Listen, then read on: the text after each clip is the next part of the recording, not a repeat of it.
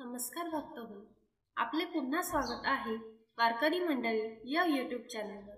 आज आपण ऐकणार आहोत कार्तिक महिन्याची 6वी कथा, एकादशी महात्म्य कथा, जी आपल्याला संयम, श्रद्धा आणि आत्मशुद्धीचे अमूल्य धडे देते। प्राचीन काळी एक अत्यंत शक्तिशाली राजा होता। त्याचे नाव होते मांधाता।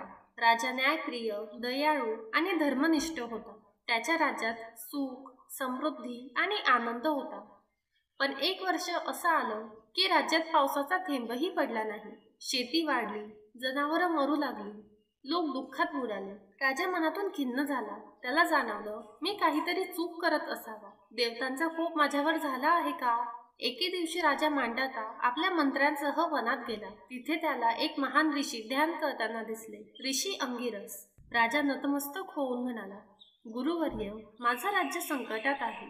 पाऊस पडत नाही, लोक त्रस्त आहेत, कृपया मला मार्ग दाखवा। ऋषी शांतपणे म्हणाले, राजन, हे सर्व लोकांच्या पापांमुळे होत आहे, पण त्यातून मुक्त होण्याचा एकच उपाय आहे, एकादशी उपवास। कार्तिक महिन्यातील प्रबोधिनी एकादशी या दिवशी जर लोकांनी भक्तिभावाने उपवास केला तर सर्व पाप नष्ट होतात आणि सुख समृद्धी येते। राजा मांधात्यानं लगेच त्या दिवशी आपल्या प्रजेसह उपवास करण्याचं ठरवलं। त्याने सर्व लोकांना सांगितलं, या दिवशी कोणीही धान्य खाऊ नये, फक्त भगवान विष्णूचं स्मरण करावं आणि दीपदान करावं। त्या रात्री सर्व लोकांनी जागरण केलं, हरे राम हरे कृष्ण असा नामजप केला आणि भगवान विष्णूचं स्तवन केलं। रात्रीचा शेवट आला आणि पहाटेच्या प्रकाशात एक अद्भुत चमत्कार घडला।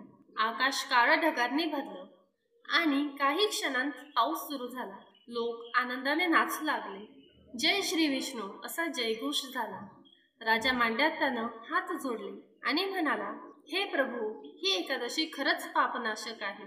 त्या दिवसापासून कार्तिक महिन्यातील प्रबोधिनी एकादशी संपूर्ण भारतात मोठ्या श्रद्धेने साजरी केली जाते। असं म्हणतात की या दिवशी भगवान विष्णू 4 महिन्यांच्या योग निद्रेतून जागे होतात, म्हणूनच त्या दिवसाला देवोत्थान एकादशी असेही म्हणतात। या दिवशी जे लोक उपवास करतात त्यांना सर्व पापांपासून मुक्ती मिळते। भगवान विष्णूंचं नामस्मरण आणि दीपदान हे त्यांच्या आयुष्यात सुख, शांती आणि समृद्धी आणतं। या दिवशी अनेक ठिकाणी भगवान विष्णू आणि लक्ष्मीचा विवाह सोहळा साजरा केला जातो। त्याला म्हणतात तुळशी विवाह। तुळशी आणि श्री विष्णू यांचा पवित्र मिलन। म्हणतात की या दिवशी तुळशी विवाह करणाऱ्याला संपूर्ण आयुष्यभर घरात सौभाग्य आणि शांती लाभते। म्हणून मित्रांनो, कार्तिक महिन्याची ही एकादशी आपल्याला शिकवते, संयम म्हणजेच शक्ती, भक्ती म्हणजेच जीवनाचा प्रकाश आणि विष्णू स्मरण म्हणजेच खरं समाधान।